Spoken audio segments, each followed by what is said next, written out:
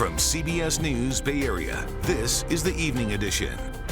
Thanks for joining us. I'm Andrea Nakano. And I'm Brian Hackney. We'll begin tonight on the eve of Cinco de Mayo and a big celebration in the South Bay to honor Mexican culture. San Jose had only recently resurrected its parade and festival, and while thousands showed up to play, the fun was tempered by the current level of fear within the immigrant community. John Ramos explains. San Jose's celebration is designed to bring Latinos together, and if there was ever a time when Cinco de Mayo had significance for the entire community, this is it.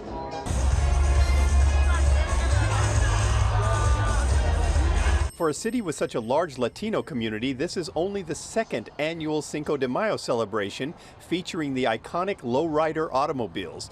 They were banned in the 1980s, along with cruising, because it was considered a criminal element. Daniel Cervantes says he has $100,000 invested in his cherry red 1962 Impala, and he was proud to be part of last year's inaugural celebration. I took part in the first one. It was something that I've never experienced before, allowing us all to get together. It's just an amazing thing. I was so anxious for this one. So now here we are again, and look how gorgeous this is. The cars have become an important symbol of San Jose's Latin culture and also of its ingenuity. The hydraulic lifts that many feature originated as a way of getting around the anti-lowrider laws. As he worked on his own piece of art, Francisco Ramirez saw a lot of meaning in that. So that if the cop could pull you over, it's like you just flip a button, the car goes up. And I find that very impressive. I think it's very resilient that you put a barrier, and we'll go over that barrier regardless. We just want to exist. Resilience is important these days, as many in the immigrant community feel the threat from the federal government. And there is a feeling of solidarity, even among those who have been Americans their entire lives. I don't got nothing to worry about, but I fear for the people that I need to fear for. You know, like the nationals, the Mexican nationals, and all the other immigrants. They shouldn't be doing what they're doing to the immigrants. They should let them live and make money, you know what I mean? Let them prosper out here, you know what I mean? Do you think that's going to change the feeling of Cinco de Mayo this year? It should, you know what I mean? Because they need to make a living. And if history has any lessons to teach, Dr. Ramon J. Martinez may be the one to teach them. Most people now know that Cinco de Mayo doesn't celebrate Mexican independence, rather an unlikely victory in the 1862 Battle of Puebla over a vastly superior French military force. But Dr. Martinez points out that it was first commemorated 17 years later by oppressed Mexican nationals living right here in California. Oh my God, we won the battle. They were hoping maybe the Mexican army is going to come and take back California. So they celebrated always, hoping that something good was going to happen. That didn't happen, of course, but the spirit was there. And these days, members of the Brown Berets are encouraging community members to fight back against the attacks on immigrants. Unfortunately, people still aren't aware that they need to speak up and that it's okay to speak up. We understand those who are undocumented are scared. But for those who are scared, I ask you, get involved with the organization so you can hide behind them and get your voice out there still. Cinco de Mayo has always carried a flexible meaning, but in a time of peril, it has come to represent togetherness, with a little defiance thrown in. A new Truth Social post from the president in the last hour calling for the reopening and expansion of Alcatraz. It's been closed since 1963. In the post, Trump says, in part, in times past, we did not hesitate to lock up the most dangerous criminals and keep them far away from anyone they could harm.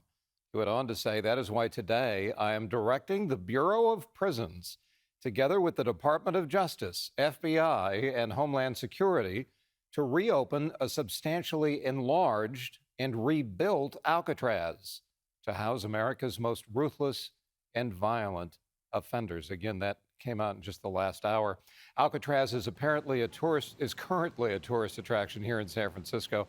A spokesperson for the Bureau of Prisons said in a statement to the AP, the agency, quote, will comply with all presidential orders.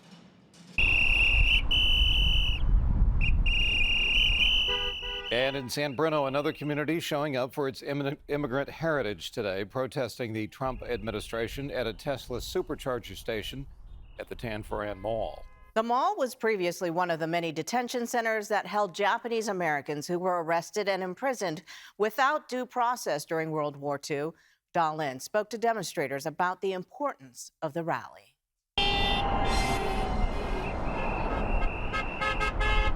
A small but vocal group held signs along El Camino Real denouncing Trump's policies. I need Social Security, I need Medicare. I have an autistic grandchild who needs all the care she can get. 80-year-old Claudia Zeiler says at their age, any reductions to benefits could mean life or death. We had said we'd leave the country if this started, but I think we're here to fight. Even though President Trump has said he would not touch Social Security, many seniors here don't believe him. They accuse him of taking from the poor to give tax breaks to the rich. I don't know what else to do. I have to do something. Not a waste of time at all. Not a waste of time. And the people driving by are seeing us, and tomorrow there'll be more people out here, and as the months go on, it'll grow. The rally, organized by Indivisible, took place outside the Tanforan Mall in San Bruno. The seniors say the resistance starts now, with an eye toward building momentum for the 2026 midterm election. We can't stand by and watch all this happen. It just can't be. It's unacceptable. Many wore black armbands, a growing symbol of outrage and solidarity. They warned democracy is under threat, claiming Trump is eroding democratic norms, human rights, and the rule of law. He keeps taking more and more things away, and it's scary. The protesters were met at times with chants of Trump's name by his supporters. But seniors like Zeiler say they're fighting for survival and for basic rights. We will save democracy eventually, slowly.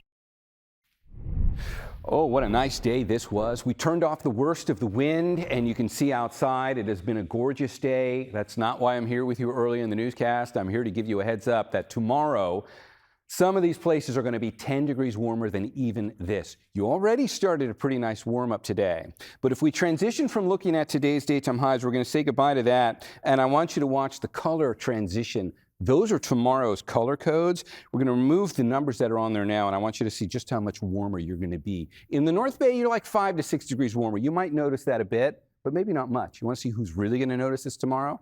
Redwood City, San Jose, Livermore. You guys are going up almost 10 degrees for the daytime high tomorrow. And just to show you what those numbers will actually be, these are Monday's highs. These are the highest in the 7-day forecast. It's going to come down a little bit after this. I'll show you what that looks like in the 7-day forecast. And there are also offshore winds to talk about for early tomorrow morning. I'll see you with that in a few minutes, guys. Back to you.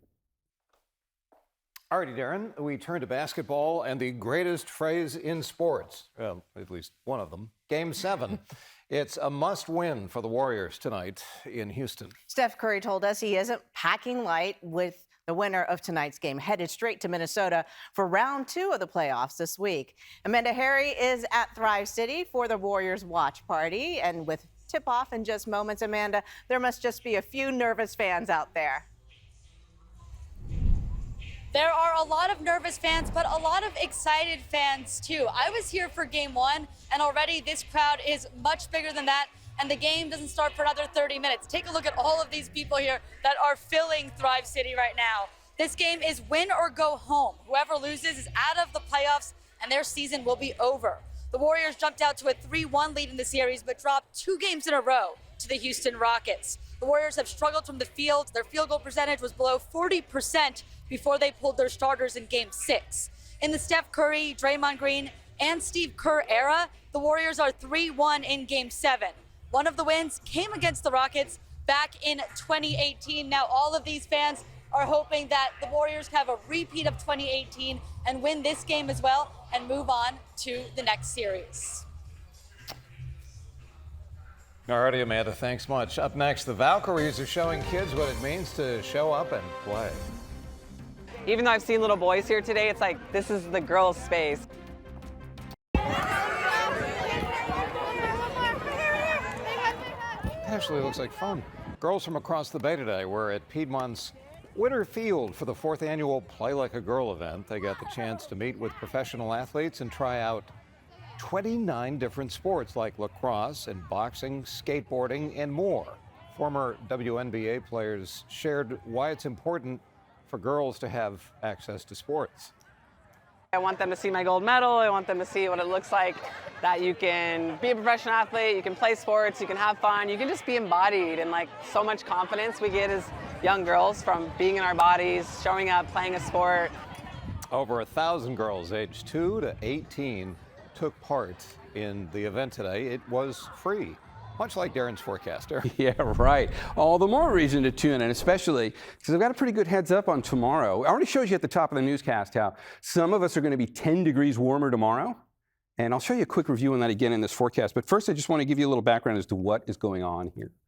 Remember how windy yesterday was and how the winds kind of turned off today? It was a bit breezy, but it wasn't anywhere near as windy as yesterday. Those were strong onshore winds that were rushing down the coast. Look at these red streamlines down here. This was 50-mile-an-hour gusts over the water yesterday. What's weird about the next 12 hours is we're going to see a total reversal here.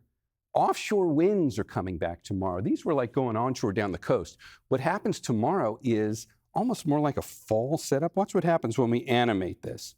You're going to see the change in the direction, and this is going to help explain why tomorrow is going to feel so much different when you watch how the direction of the wind changes from where things were now. Keep your eye out here, and you're going to see all of a sudden the streamlines reverse.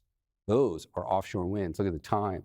This is going to start as early as tonight, but it's really going to be felt in the early morning hours of tomorrow, and that's why these temperatures are going to warm up so much. It's the offshore winds that are going to bump those numbers up as much as 10 degrees for many of our warmer inland locations. Now, to go along with this, there actually is a wind advisory for the North Bay Mountains. Let's bring that back down to scale now, and I want you to take a look at this from the perspective of looking at the bay.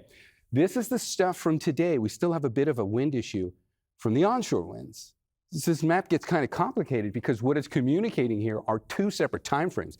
This is the offshore wind event. You notice the pattern there. You got the Mayo Mountains here going up through wine country. Those are the parts of the map that light up with advisories when we get offshore winds. So do the East Bay Hills right here. You're going to have 20 to 30 mile an hour gusts tomorrow offshore from what we were just seeing. It's a concern at the ridge tops, but it's not a big one. We're not too worried about fire weather here. It is going to drop the humidities up there.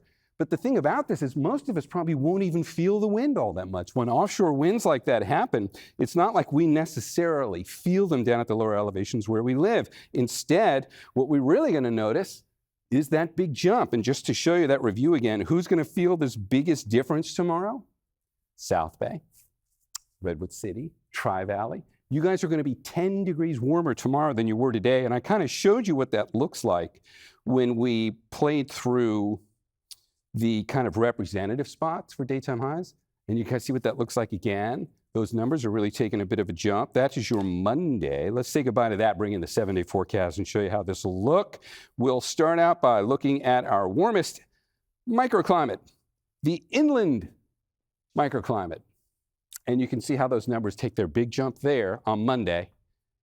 You stay relatively warm for the rest of the week after that, but then there's a little bump as we get into Friday where the numbers are going to go even higher. Again, probably not as high as Monday, but perhaps close to it.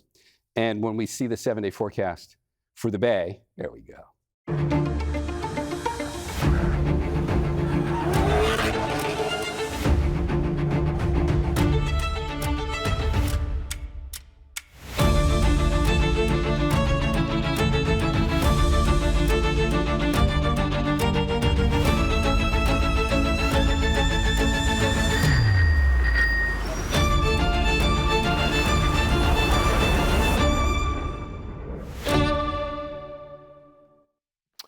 Welcome back. As weather continues to warm up, fire prevention efforts are underway around the Bay. Mary Lee introduces us to a man who's made it his mission to protect the land that he once called home.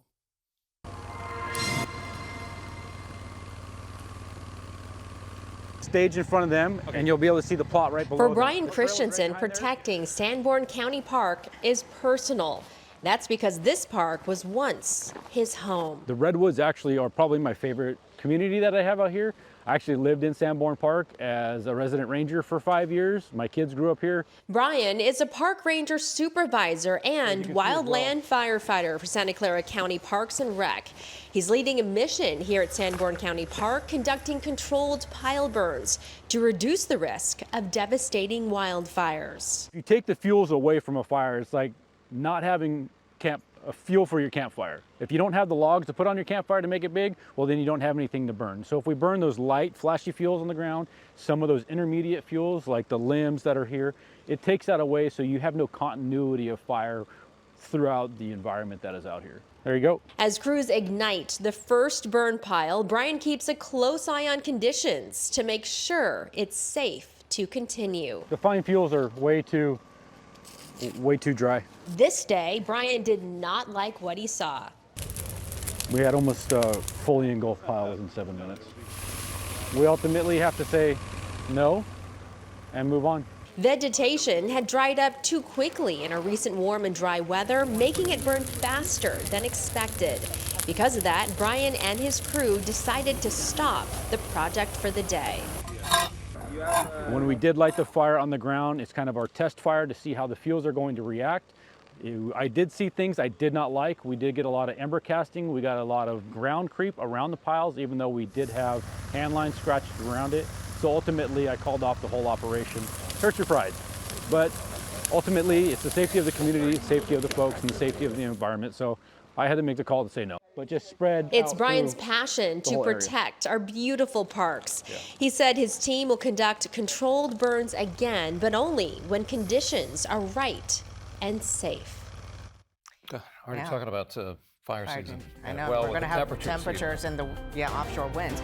That's it for us at 5. We will see you back here at 6 for an hour of news. Local news continues streaming on CBS News Bay Area, CBS Weekend News.